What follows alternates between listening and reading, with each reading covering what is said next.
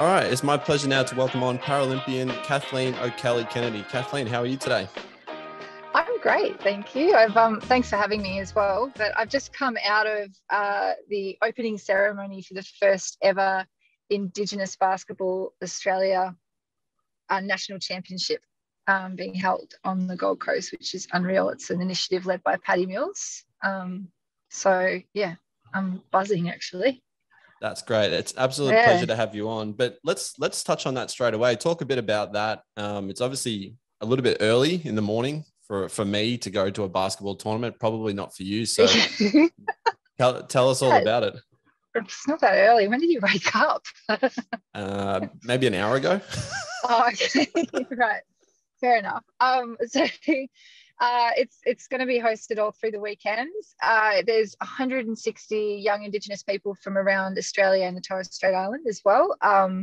And yep, girls and boys, all different ages competing. They also get an opportunity to do some culture workshops and just have an awesome time, get to know each other and be inspired to maybe be the future Paddy Mills or female version of that in the years to come. What he's done is amazing. It's just there was nothing like this before he and his mob, because there's a lot of people that have organised this and put a lot of hard work into it, including his dad, Benny Mills, who I'm friends with. And they're just awesome people, and I'm so excited. I'm getting involved from a wheelchair basketball perspective and making sure there's opportunities for any young people they come across with disabilities to have a go, because there's a lot of young Indigenous people with disabilities. One in two Indigenous Australians live with a disability, which not many people know, but the incidence is quite high, but you don't see them represented in anything really, let alone sport. So we got to change that, because sport changed my life. And I want everyone to have the opportunity, especially with disabilities, to experience that too. Yeah, absolutely. That's very well said. Absolutely beautiful words there. I guess before we sort of dive into your career and also the work that you do with the Red Dust Healers and sort of everything around the Indigenous community as well as the disability community, I'll start off with a very simple question. For those who don't know you, who are you? I'm Kat. My friends and family know me as Kat. Even Mum reluctantly calls me Kat now, because I am Kathleen. I'm a big time scatterbrain that takes on way too much, but it's because I just love life now, and I'm someone that didn't like life a whole lot when I was a teenager, and it was largely because of my disability. So yeah, I'm a proud disabled person, and to be able to say that is huge for me now at 35. So that's definitely who I am. It's a part of me, it's not all of me. I love sport and I love being active, and I love having a chat. My last name's O'Kelly-Kennedy, so it's a fair bit of Irish in me and could talk underwater. Perfect. Well, we'll get along a heck of a house on fire, because I never actually stopped talking. So I guess let's talk about your childhood. You grew up in North Ringwood, which is an area somewhat close to where I'm from. What was it sort of like growing up as someone with a disability? I was kind of like the only one I knew for a little while there, unless I went to the children's hospital or to special events or something where there'd be other kids like me. So in my class, I was the only kid with a disability. My disability is that I was born with one leg shorter than the other, and the theory is that maybe I had amniotic bands wrapped around my leg, and it cut off the circulation, so nothing grew properly from just above my knee down. So they amputated my foot when I was 18 months old, and I've been getting around in a prosthetic ever since. So my legs back then were very different to how they are now. It was just literally like walking around on a plank of wood, didn't get much from it. So I had quite a limp, but I loved early on, I actually loved being different. Like as a little kid, I thought it was fun. I loved playing tricks on people. My friends enjoyed that part of it too. like so probably like grade 1 through to 3 into 4. My favorite all-time trick was it was a footy one actually, which you'll enjoy. But if there was a new kid at school that didn't know that I had one leg, I would the other kids would say, hey, you got to get Kat to show you how to kick a football, she's really good at it. And then they come up and they go, oh yeah, as a boy he'd be like, yeah right, whatever. I was like, no, yeah, I'm really good, watch it, it's going to go real far.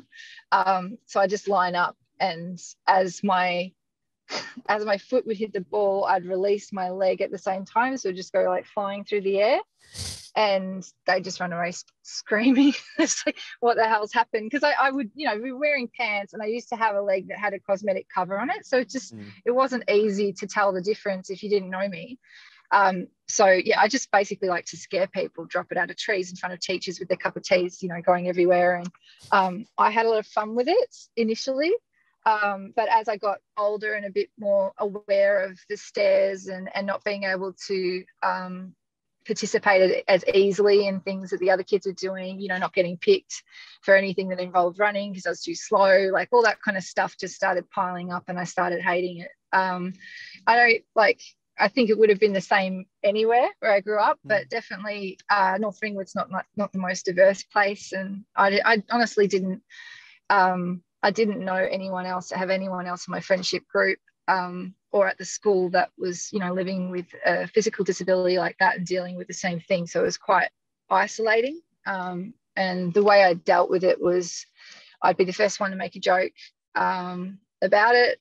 I was a bit of a larrikin, and I presented like there was no issue whatsoever. And then as soon as I got home, I'd fall in a heap. With mum and dad, and just shut myself up in my room and just wish that I had 2 legs. So yeah, it was when I actually just recently spoke to a couple of school friends about all of this, and they have such different memory, because I was telling them how hard I found it, and it just didn't line with the memory they had of me, because I'd done so well at masking it, which is kind of scary. Because it does all eventually, if you don't deal with it, it's going to come out, sooner or later, and often, in a more negative way than if you can just, talk about it. But I was definitely not doing that with them. So, yeah, it was a tricky time. I had a beautiful family. They never treated me any differently, to the point where, if I had my leg off on the couch and I'd try and convince someone to go get something for me because my leg was off, that was never going to fly. Like, just put your leg back on and go get it yourself, sort of thing. But so I had all the support in the world, but it still felt quite isolating not knowing anyone like me. For a large part, I'm very much the same with my personality. I'm always the first to make jokes at my own expense, mainly around my baldness and my lack of general good looks. But for a large part, I'm very, very much similar in the fact that for most of the last probably 10 to 15 years, I've really struggled mentally, and it's just been the way that I've dealt it. It's more so the fact that you don't want to feel like a burden. You don't want to feel not worry about being judged, but for a large part, you just you don't essentially want to deal with it. And it's just for people who sort of carry themselves this way, it feels like the easiest option, and that's why you just do it. Did you feel like also you're doing it because you want to get in there first before anyone else makes 100%, said something about your baldness or whatever? Like, because that was me. It's like, if I make the joke first, then they may not, or they can see that I feel this way too, even though I don't. Because I genuinely felt like there was a point where I genuinely felt like a freak. Like, it was just a horrible, and I was quite young when that hit. I was still in primary school. And, the other ways I dealt with it was just covering up. So I wore, oh my God, my fashion. Don't worry, we've all had fashion issues. I still have them. This is next. Those, those great big cargo pants that everyone used to wear, and you'd have your jockey undies showing underneath. It was a look for girls with like singlets. Yeah, so the big cargo pants were good for me to like. That was a go-to. It didn't matter how hot it was. I was still wearing them. And then there was a point where girls were wearing skirts over pants. So I was like, yes, hurrah, because then that's going to cover it even more. So I was skirts over pants as well. But there was no, I didn't really think about the combos and how they looked. It was just, this is how I'm going to cover up. At its worst, if I was out in public with mum, you mean mum or dad or whoever, but family, I'd make them walk on my right side where my leg is. So I'd make a person be my extra layer as well. So that's how much I didn't want anyone to see that I had one leg. Yeah. Do you remember the first, you sort of said there that, you know, you didn't have anyone who you could sort of relate to, you know, anyone who had like a similar disability. Do you remember the sort of the first person that you met that you could sort of really, you know, let your hair down, relax, and sort of not have these feelings, I guess? Yes. It was in grade 6. I went to a camp for kids with missing bits. It was funded by the Paul Newman Foundation through a group called Limb Kids at the Royal Children's Hospital. I was not keen on going at all. I was super cranky with mum and dad for making the whole family go, and I didn't want to highlight the leg. And then they're saying we're going to this place where I'm going to be with all these other freaks. Like, man, I don't want to, you know, that's how I felt. So my plan was to sit in the cabin and watch video hits and just, you know, not a bad plan. Waste the day away. Like, but it's really like my memory's so clear of that moment where mum wouldn't get, like, she just wouldn't stop bugging me about going outside and hanging out with the other kids. And there were mentors there, like older Paralympians and stuff as well. And I kept giving her excuses as to why I wasn't going to leave the couch. And you know that song, God, I wish I had a better song for it, but like it was the "Give It to Me, Baby," or whatever that one is. And all the girls say I'm pretty fly for a white guy. So that was going on in the background. Yeah. And mum's on video hits, and mum's just and and I'm just like, Mum, I didn't even bring any bathers. Like, I can't go. I can't. And she get, I brought them for you. And then I thought, screw it. She's just going to keep coming up with like things and reasons as to why I need to just placate her and just get her off my back. I said, all right, fine, I'll go to the pool. And then like the rest is history. I met another girl, Shelley Tunks, who just lost her leg recently, actually, in a train accident. And then straight away, I wasn't thinking about me. I was trying to help her get in the pool and feel comfortable about getting in the pool herself. And then I met a couple of older people like Don Elgin and Tim Matthews and Melissa Carlton, who are all Paralympians. And they were just, I was so shocked by them because they had pole legs, which is, you know, a term. They didn't have the cosmetic cover. It was just really obvious they had prosthetic legs, but they were just, you know, they were out on the lake and they were in the donuts and they were almost like proud. And I thought, what the hell's going on here? And I just like it, all that heaviness washed off me for a weekend because I was part of the majority for the first time in my life. And it felt really, really good. Like I'll never feel, I'm so glad Mum brought my betas and forced me out the door and stuff, and I didn't keep listening to that silly song. And sorry, I'm sure it's a classic hit, but like it's an absolute banger. It is, yeah. And I needed to get out the door. Yeah. That was huge for me. I think that was a turning point. And then you come back home, as much as that's a turning point, you kind of need, what I've learned is like there's never just one moment. You have to keep providing those moments, or like, and that's what I do now is like and on the other side of it for young people now. But those Paralympians that I met, they kept checking in with me. What I didn't know was that Mum would often call Don in particular and say, look, she's having a bad leg day today, and he'd call me and not say anything about Mum, but just say, you know, hey, I was riding my bike and I saw like a cat, and that reminded me of you, Cat, so I called you. Like he would never put my mum in it because I'd kill her. Like if I knew she'd said that. And I just thought maybe I'd give you a call, see how you're going. And I always thought he was psychic because he always called me on my bad leg days. But they kept doing that, got to go watch them at the Paralympics, organised a group of with my dad and the help from actually a group of people in Sorrento who fundraised for us, about 12 young people with missing bits, to go watch those same Paralympians at the Sydney Paralympic Games. We were the unofficial cheer squad, and at that point I'd already spent, you know, time back home, time being the only one again, and started covering up again. So the same thing happened. I got to the Sydney Games and I was in my big baggy cargo pants, and that's how I was going to stay.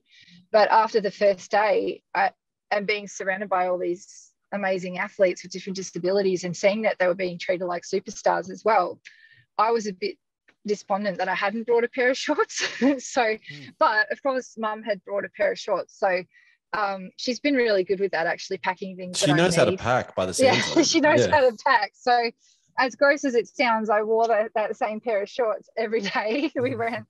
And I had my leg, I decided that I would get them all, the Paralympians, to sign my leg. So it looked like, it ended up looking like I had a broken leg. It was like a cast, but I had signatures all over it by the end, and myself and a couple of the other kids with, you know, detachable bits, like we were waving them in the air to try and get their attention. And as soon as, I think it's, and I know this now from being on the other side as the athlete, as soon as you see a kid with a disability, you make a beeline. Like they're the most important person in the room.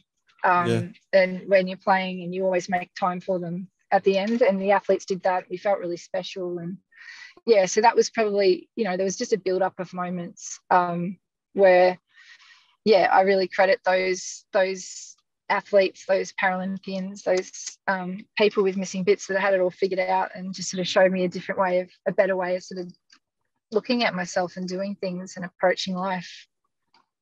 I know we're probably jumping ahead with this question, but do you kind of sit back and think about how special it is for you essentially to have gone full circle with this whole thing? If you look at it from the point of view that, you know, you were once that kid who, you know, felt left out, and then you looked up to these athletes, and now you're the athlete who's, you know, helping that kid who you were at one point. Yeah, all the time. Also because I just feel really old now because it's but it's very cool, because I do, like, there's moments when you're in those really dark spaces where you just genuinely think, I just don't understand how this is going to get better, or how I could feel any different to this. And to have got to a point where I just feel like I feel so different to that, but I can still connect to that younger me and appreciate that there's a lot of kids still feeling that way, and that I can do something about that, is such an honor. And I got to learn that from some amazing people. Even like at the Sydney Games, the next Paralympian that had a huge impact on me was Liesl Tesch. She's a 7-time Paralympian, but she was at that time in 2 different sports, gold, silver, and bronze medalists. She's ridiculous. I think she's in politics now. She's I can't remember what she's a member of. She's in New South Wales, but she's perfect for it. She's larger than life. She made a beeline for myself and another girl in the group, Bridie Keane, who I was waving my leg and Bridie was waving her little feet because she lost her feet from meningococcals. So we had them out, and she went straight to the girls, spent some time with us, and said to us, one day you're going to be Gliders, which is the Australian women's wheelchair basketball team. And fast forward to 2008, and we were her teammates in Beijing, winning a bronze medal with her. So that was, all that stuff, you have to take stock because it's pretty bloody special. And I know, like, that gives me goosebumps thinking about now. But she always appreciated those little things can make a huge difference. So just saying that, planting that seed. You know, we went home, the first thing we did was look at where we could start playing local wheelchair basketball. And so that was how we ended up in that sport. But I don't even, I haven't really thought about it's not so much about getting people to the Paralympics for me, or young people. It's more just the things that get me really emotional is like walking beside this girl who covered up a lot, felt a lot of shame with her leg, and she just wouldn't, just refuse to wear shorts. Even when we played sport, she'd just be in full pants. And then I'm walking beside her at the shopping centre when we were away for a trip, and I look down and she's wearing shorts, and I just went, Ataya. I didn't want to. And she goes, I know, I'm wearing shorts. Like, she knew straight away that was the thing, like the thing and I just, that's huge. Because like, she's going to be cooler because it's bloody hot wearing long pants all the time, no matter what the temperature is. And the fact that she had got to a point where she was confident enough to do that in public, I know how huge that is. And I'm very proud that I played a part in that, just from wearing shorts myself.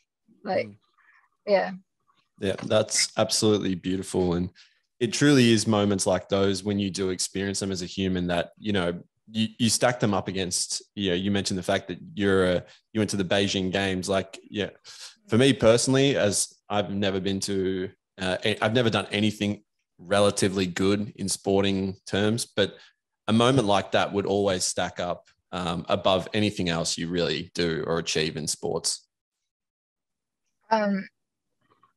Yeah, I think it's definitely up there. I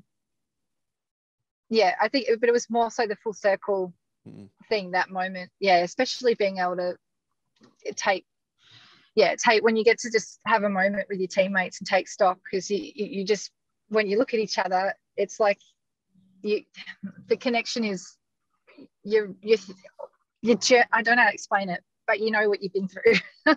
You both know what you've been through, and you're there. And whatever the outcome, it's like, I know it sounds really corny, but like the journey is so important, and all those little experiences along the way, and the mateship, and it's getting to that point, where you win a bronze medal and you're all hugging it out and you're looking at each other. You don't really need to say much, because it's just all of that is kind of flashing before you as well. It doesn't say that, I'm making it sound like a TV movie, but it is like, I witnessed how hard all my teammates worked and the sacrifices they made, and vice versa. And it is really special. What was actually bizarre for me was that I played college basketball with the University of Illinois, and my teammates were also on the US gold medal winning team and the German silver medal winning team. So we're all on the podiums, and I'm like, look, we were happy because we won, the bronze. So it's always different when you win a bronze as opposed to like winning a silver, because you're all salty because you just lost the gold. So I was looking over at my German friends, and I was aching for her a little bit. And then I look over at my US teammates as well, and which is weird to say, but I was like, fuck, I was going to swear them, but fuck, I know how hard you worked. And like, you're really good people. And God, I'm happy for you, as much as I wish it was me and us, but like, it was so conflicting.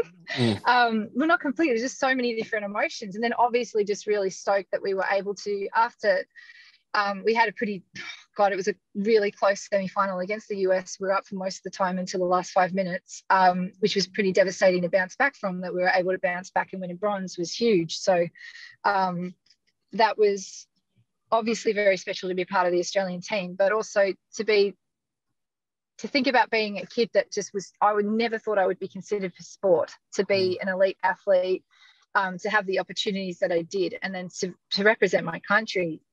Like, no way did I think that was something for someone like me. So to be sitting there and realizing that, like jelly bean uniforms, I think we were just all bright green or bright gold, can't remember, but far out, we stand out. We do. It was pretty cool, but I was also feeling just this mixed bag for my teammates from the other countries as well. And that's what I love about international sport, because I've got those friendships for life too.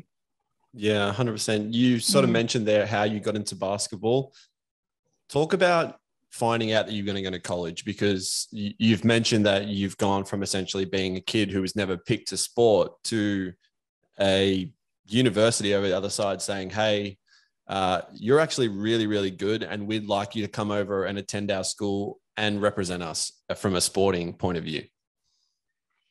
Yeah, that was a long time ago. So I'm trying to remember how that played out.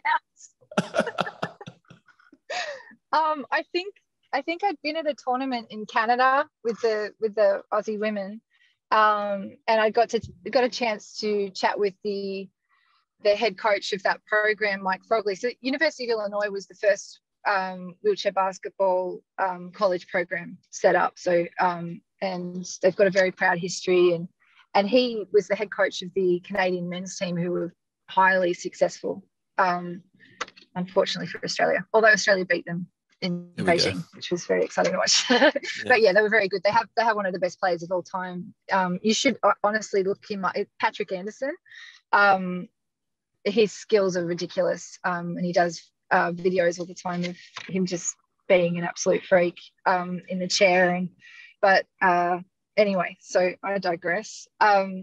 He had an opportunity to chat with us a little bit, myself and my teammate Shelley Chaplin, around what the opportunity would look like and how it would work. And it just seemed too good to pass up, but also it meant it wasn't that simple. We also needed to raise a bit of money to get there too. So there were some things that would be covered, but it's not the same as able-bodied basketball. So we still needed to figure out how we were going to cover flights. I think in that first year it was like flights and a bit of accommodation as well. So I was really, actually Kilsyth Basketball Club sponsored me that first year to get over there, which was unreal. But yeah, I did a lot of heavy fundraising. And it was a big move because I just finished I hadn't lived out of home yet, and then I was going to live on the other side of the world. But the way they had it set up was, it was like a real family. We lived in the dorms. It was just like, it was actually like out of the movies. Complete with the red solo cups and all that jazz. A few stories you can't share. Yeah, I guess so. Probably not. It's a family friendly show. But you can't, yeah. But it was, I just didn't think, again, like, to be able to, you're right, I'm going to be a college athlete. And I never got picked for bloody anything. I had to have a runner. I did play stand up. That being said, I had a really good group of friends that like surrounded me. So when they could tell that I wanted to play stand up basketball, even though they weren't that keen on it, they volunteered to join the Park Orchards Sealers with me in like the D grade. And we were absolute rubbish, but just so that I could play, really. And we had it worked out that like I would just hang around down one end or hang around the other and walk up and just do my bit. But it just that felt really good to be not threes. I liked bulldozing through people. I like being a post, especially because my leg hurts more, like if you're gonna fall against that. But and then there was this mother that was exclaiming, "Oh my God, I can't believe, who's her mother? I can't believe that she's letting her play on a broken leg." And I think I confused a lot of people because at that point I had all the signatures on it as well. But no, we had a lot of fun with it. But yeah, I still didn't feel, the first time I sat in a wheelchair and started learning how to get fast and get those skills and all that sort of stuff, I could move freely and fast, and there was no issue, and I could keep up. And it was actually really, people often talk about wheelchairs as being something you can find to, and I hate when they say that, because for wheelchair users and people that use wheelchair for sport, it's absolutely not that. It's freeing. It gives you independence. The kind of independence I'd never had before in sport, and I got pretty good at it too. So yeah, it's unreal. You should try it one day if you get a chance. No, absolutely. I would love to try it. I would also love to represent Australia in anything, but I can't. But you have. Do you? You might be able to. I'll just smash one of your knees in, or I'll let you in on a little secret. Your toes. Yeah. You don't need them all. I'll let you in on a little secret. I had to get a knee replacement, so my knee's pretty smashed to begin with. So you can actually smash my right knee. I probably won't feel it, and I probably won't complain.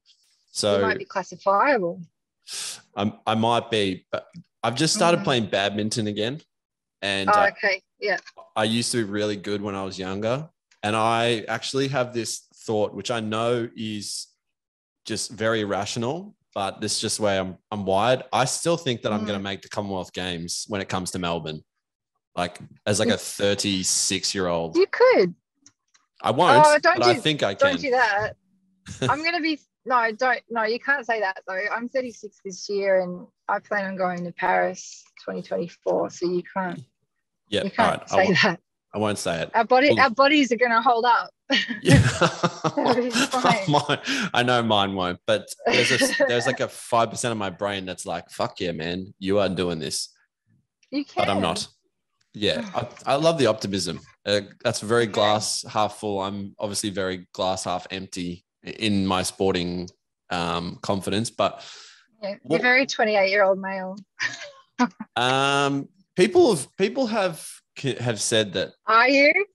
I'm not. No, I might be bald, have low testosterone, and have similar thoughts to a lot of the posts that go on that page, but I'm definitely not.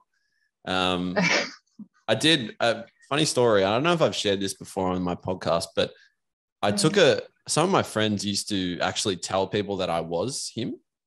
And I took a photo with two guys out one night because he told them. And I was like, guys, you can't post this anywhere. And they're like, no. We'll keep it a secret. We'll just upload it and we won't say anything. It'll just be very cryptic.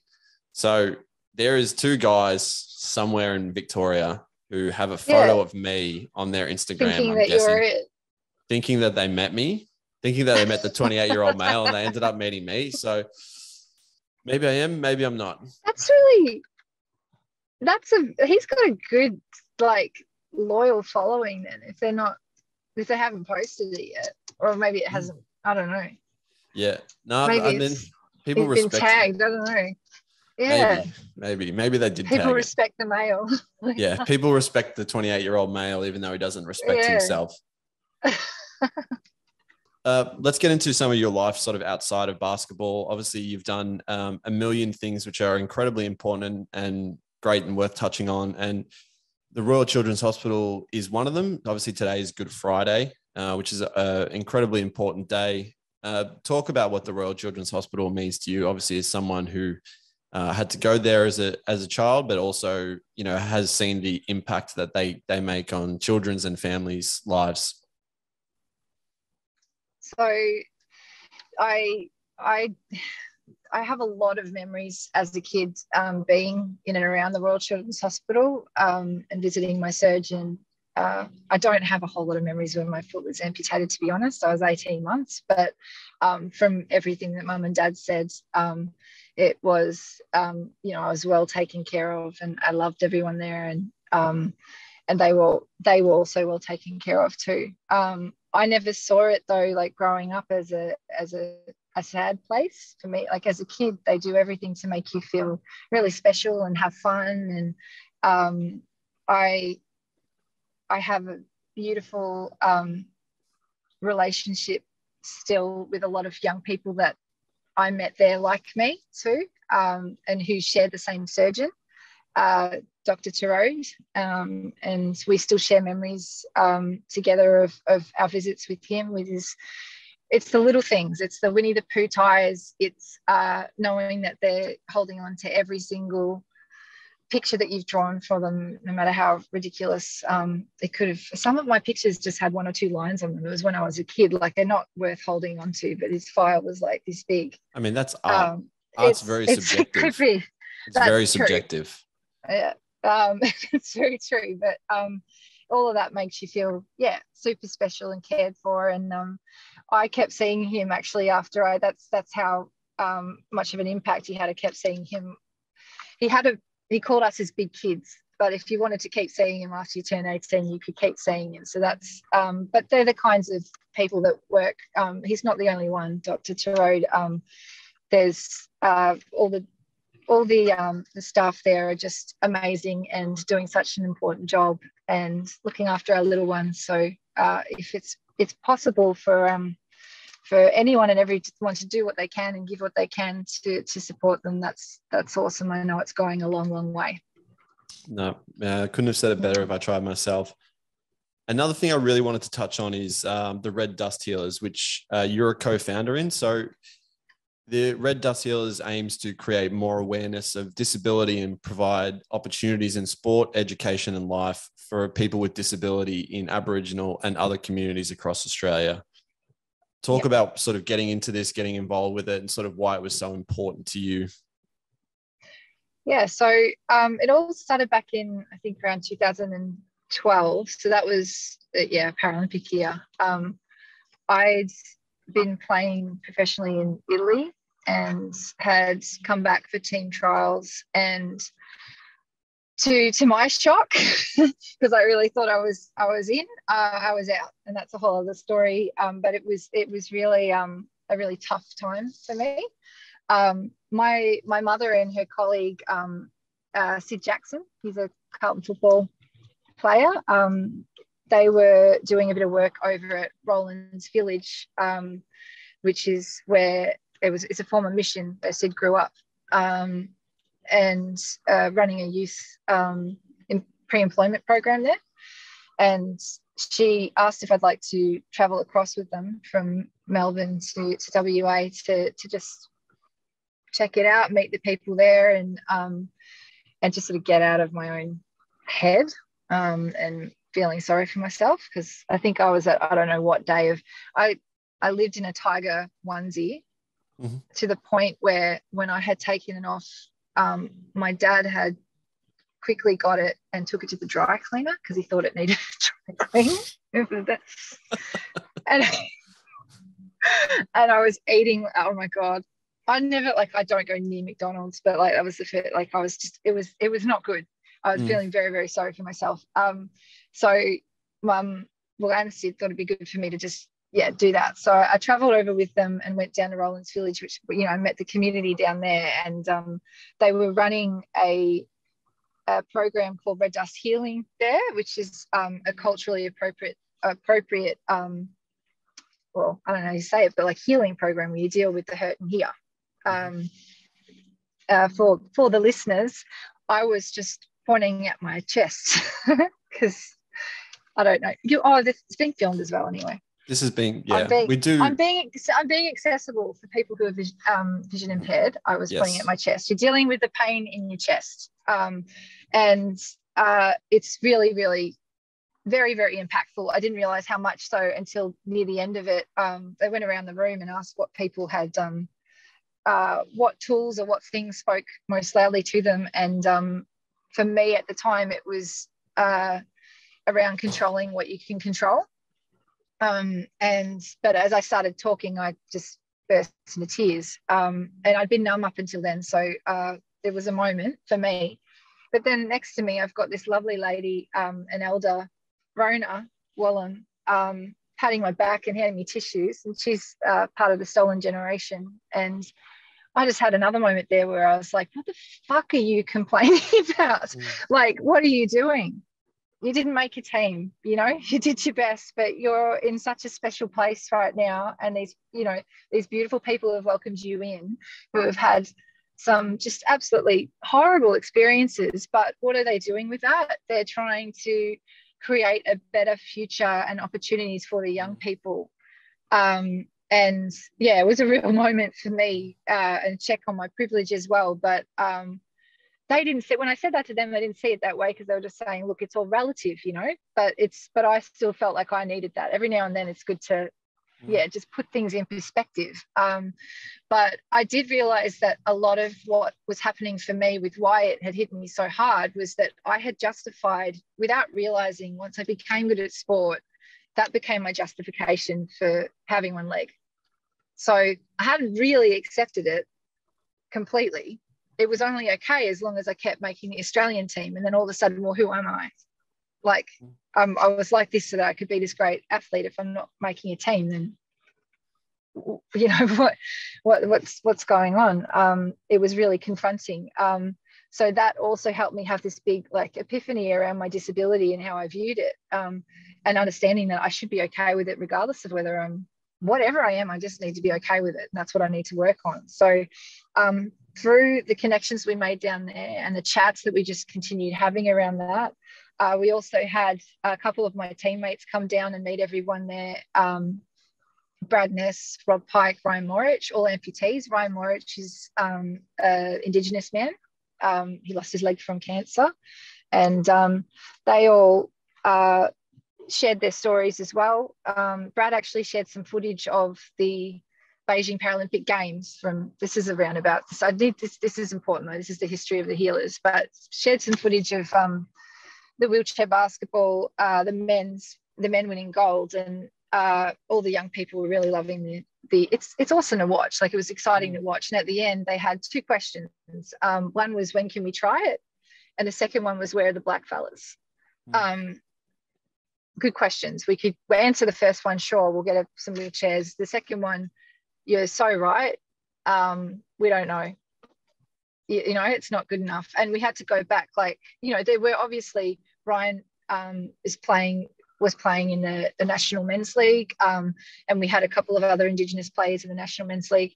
We had Uncle Kevin Coombs, who went to 5 Paralympic Games, playing wheelchair basketball as well, but you had to go back for him. And then we thought about it on a larger scale with the Paralympic movement as a whole in Australia, and there's very little Indigenous representation, which didn't make sense, because we know that there's so much talent out there. So what's happening? So that all these discussions started happening, and from that we wanted to develop a program to create more opportunities, but not just but with a heavy focus on young Indigenous people with disabilities, and because that focus hasn't been there before, but also not just to be about sport, it needed to have that holistic approach to it, which is where that red dust healing is important, because you can, you know, Brad's sitting there, and he lost his foot on Rottnest Ferry, like, what, 20 something years ago, and he's a blubbering mess because he just realized he hadn't dealt with it. He hadn't, like, he had to a degree, but you just, you know, there's still, for people with disabilities, you've got that, whether you're born with it or it's an accident or whatever, there's trauma there.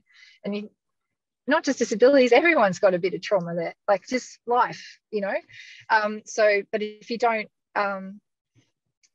address that first, you're not going to stay engaged. You might get involved, but you're not going to continue being involved with whatever it is you're doing, and continue making good choices for yourself if you haven't dealt with that. So that's a big component of what we do as well, is offering that space where people can heal, not just the people with disabilities, but their supports around them, their family members and everything as well, but then also for them to see what's possible for them to do, and to break down the barriers that are there for them, because there are more, especially for Indigenous people with disabilities to get involved. And that's basically where the healers sort of stem from. And we've been doing that in different ways, depending what the communities need from us around the country. Yeah, since 2013 was our first one in Bunbury, Western Australia, but we've been, you know, up to Townsville, Shepparton, Broome. We go wherever anyone needs us, and where we can fund ourselves to do it as well, because that's a bit tricky too. But it's been, yeah, the most rewarding thing I've done in sport, to be honest. And yeah, so the co-founders are Brad Ness, Ryan Morich, and Rob Pike, from that time back then, and hopefully we can continue it on, and we definitely want to keep working on this relationship with Paddy Mills and everything he's doing, like, here today, because we know that they're reaching out to a lot of communities, and there's definitely going to be some young people with disabilities there looking for something for them too. Yeah, I mean, what you just said there, where they sort of say, where are the people like me? I think back to, I had a guest on, Molly Strano, who's a female cricketer who's played for Australia, and she sort of talked about growing up as a female cricketer, sort of saying that, you know, you can't be what you can't see, and that's really stuck with me. If you're a kid who's, you know, growing up in, you know, playing a sport that's either predominantly male or female, and you're the other gender, or even if you're, you know, someone with a disability, or if you're Indigenous or whatever, and you just can't see that, then you've got nothing to sort of, you can't aim for that if you can't see that. So definitely, just hearing that is so sort of heartwarming, and it's yeah, I've full credit to you and to everyone for doing that work, because it's so necessary and so important. I'll have to send you one of our posters. We actually had it was something Tony Briggs said. He's a Indigenous director and actor, and he has a son who's actually playing right now for Vic Metro. I think he's unreal basketballer. But he just said, if you can't see it, how can you dream it, and then how can you be it? And we just said, we made a poster with 3 of our Indigenous athletes, and it just says, see it, dream it, be it. And yeah, that's so important, because like people say, you know, follow your dreams. I think like a lot of, in particular for people with disabilities, the bar is set so low for us. You actually don't know what's possible because you're not seeing it. So how are you going to be dreaming about it if you just like, because, you know, I had all these look, I wanted to be a ballerina at one point. I get that that's probably a bit far-fetched, but I didn't dream about it really, because I just thought, well, no, but I don't see anyone like me doing that. So it's not a dream. Like and dreams are important. Like that saying, dreaming about something, like I think that has a lot of weight to it. But yeah, I'll send you one of those posters. This is really important. Representation. I get so shirty about it now. If I see people not bothering with it, because it's so easy. And it's so powerful. I know it's a small step. There's definitely so much more we can do, but just getting representation right in everything that you're doing, making that a priority with every organization is so important. And yeah, then the rest comes. Absolutely. And I think everyone can do a little bit more. And that is absolutely something I would love to be involved in. So by all means, please send me everything you can. I will. I feel like at this point, I've gone over your resume and I'm just listing just unbelievable feat after unbelievable feat. One of them that I haven't listed is the United Nations. So you were selected to represent Australia at the United Nations in New York for the 2016 Convention on the Rights for Persons with Disability. Now, that must have just been an unbelievable feeling to be recognized, to speak at an event like that, and to represent Australia. I can't even imagine what that would be like. It was very cool. I felt very out of place, like as an athlete as well, coming from that space. But it was kind of like, when you walk around, you know, Olympic villages or Paralympic villages, and you're in awe by all the athletes and, oh, that's this person, that person, whatever. It was actually the same thing walking around that place, but these were people that not just achieved, it wasn't achieving awesome things like, you know, in sport. These are people that like push for policy to make the lives of people with disabilities so much better and easier, and to fight for, you know, those equal rights that, you know, we haven't had for very long and still don't in a lot of respects as well.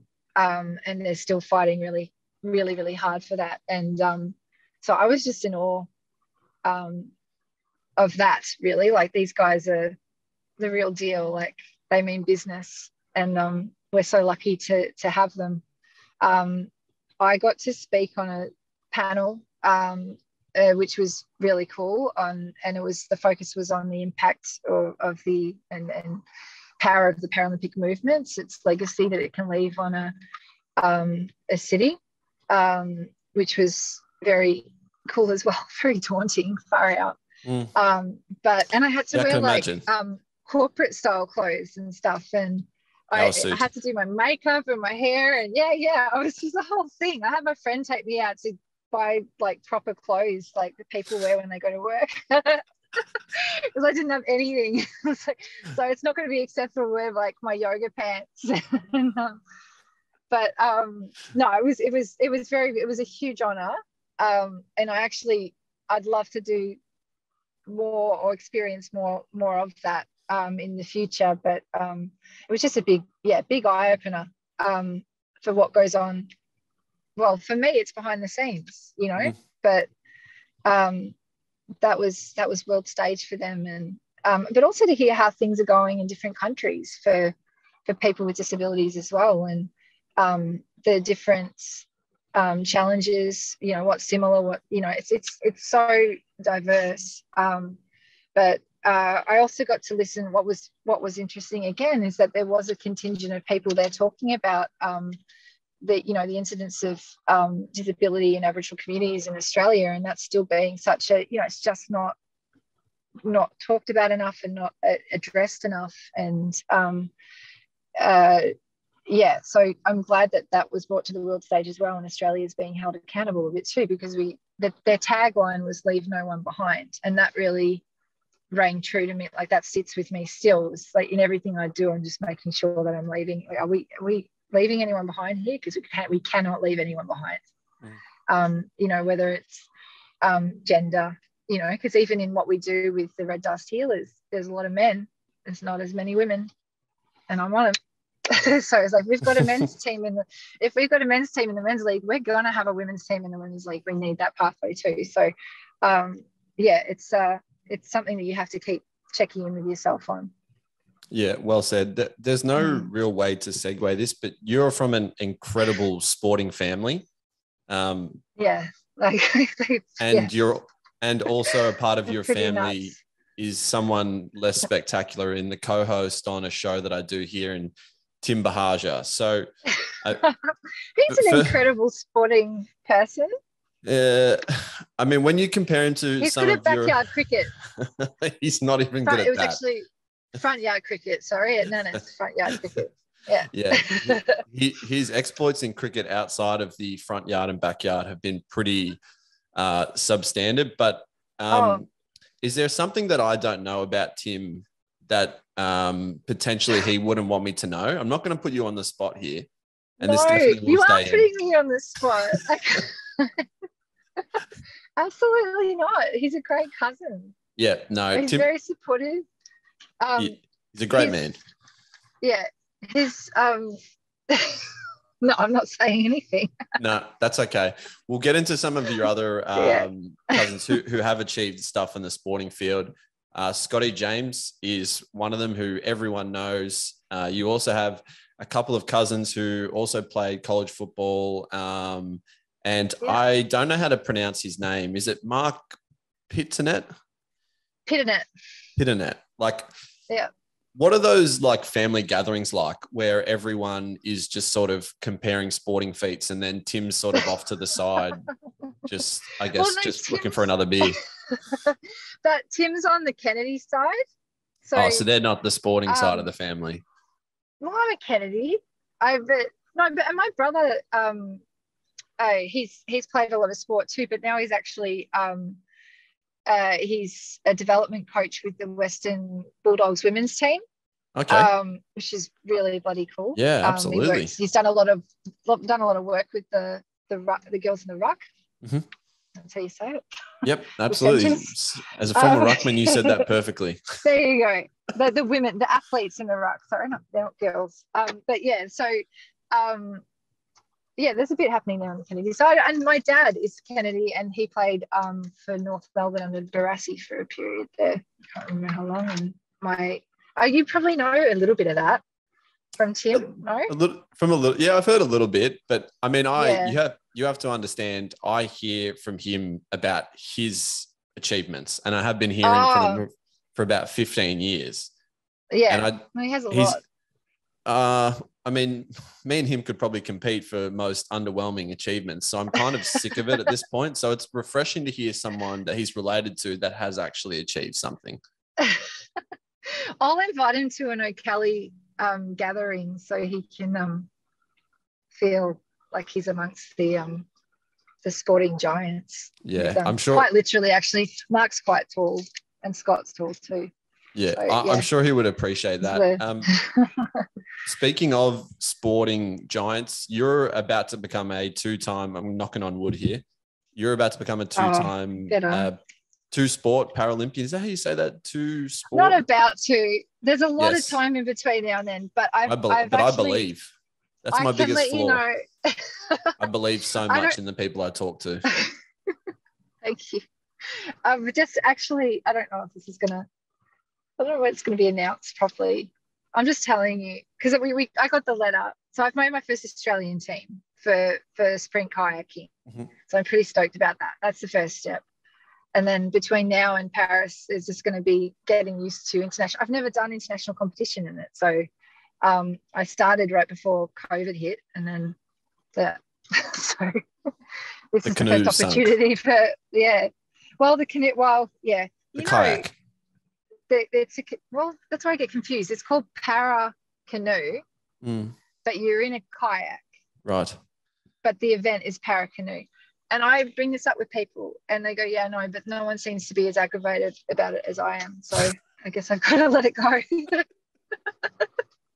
like, I don't know what to call it. I don't think that's right. I'm in a kayak. But yeah, so it's in a kayak.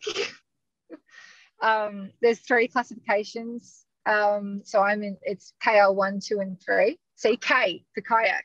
Yeah, perfect. So 3, I'm in KL3, which is like you have the most stability in the boat, and like a KL1 would be someone who's like maybe a paraplegic, and then there's the middle ground with KL2. So I'll get my first shot at competing internationally soon. That is incredibly exciting. What was it that drew you to the kayak? Is that I don't know. I'm going to go with that. Drew you towards the kayak. I was honestly just doing it for fun. Like I had a friend invite me down to Patterson Lakes when I was living in Victoria. At the time, I was fostering 3 teenagers and living with them. So it ended up becoming like my me time, like going, just going for a paddle. Someone would come in in the mornings, come in and get them off to school and stuff, so I could get on the water first thing and have a paddle a couple of times a week. So it was really honestly just for fun. And but if you already have a history of being like an athlete, especially in para sports, and then they see you pop up in something else, you're on the radar. And there wasn't a whole lot happening in Victoria, but it just I kept doing it every now and then, and I ended up getting an email, I think it was, from this guy called Ramon Anderson, who's a bronze medalist for Australia in sprint kayaking. And he heads the program over at the WA Institute of Sport. He'd been asked to set up a para program, which they didn't have before. And he went to my friend Bradness, popping up again, who's heading the wheelchair basketball program there. And he mentioned that I was paddling, even though it was just for fun. Mm-hmm. And so I get this invitation to go check it out. Just check out the facility, come for a paddle, see how it goes. And I thought, well, why not? I'm going over there for work anyway. And I just think it was all set up for me to there was no choice. Like there were dolphins. It was a beautiful sunrise. The water was great. Had a great time on the water. The WA Institute of Sport, the facility itself is just like second to none. Like it's incredible. It's brand new pretty much still. And it's all completely accessible. The gym was like, I was just frothing over it. They had a heat chamber. They let me work out in the heat chamber. I like that kind of stuff. Like I like the pain and the sweating and the feeling like you're about to die, like while you're working out. So 3 things I hate. So I really enjoyed that. And I just thought, this is too good to kind of pass up. I can be part of something new, and I can, I can also try and help grow the program, and but also see if I can give it a crack and go to another games in a different sport, which would be pretty cool. So I just packed up the car, headed over to WA. I was there for 2 and a bit years training there, and then the next sort of natural step was me coming to the Gold Coast, where the AIS facilities for it, and the head coach of the Australian team, and also it's closer to where my family is and stuff, so it's easier for me to visit them. So it's better for like that holistic thing. is important still. So yeah, I do miss WA, but it's great here too, and I'm really enjoying that move, and I'm just going to keep giving it a good go, and see if my body keep on paddling, keep turning the arms over, I don't know, and see what happens come Paris. everything's got to hold up. We just got to, yeah. Right. Look, honestly, I think we could probably talk for another 2 hours. So I'm actually going to put you on the spot again. So you're going to be working towards Paris. After you go to Paris, you have to come back on the show. I'm not sure when Paris is. I might not be doing this, but it's 2024. It's ages away. Oh, Christ. Oh, yeah. Okay. Well, in 2 years' time, once you've conquered the sport of kayaking or paracanoe, you can come back on the show. We don't have to knock on Sounds wood. Good. And we can have a chat about you dominating another sport. But Kathleen, thank you very much for coming on and for your time today. You're an absolutely incredible person, incredible athlete, and incredible human who's doing amazing things. So thank you very much for the chat, and all the best with your body holding up and the pursuit to Paris. Thanks so much. All the best with your, what is it, badminton? Correct. Badminton. Yeah, there you go. Yep, you got it. Maybe we'll be in Paris at the same time. We could be. I mean, that should be your goal now. Yeah. You can't blame your age anymore if I'm doing it. Oh, that's good.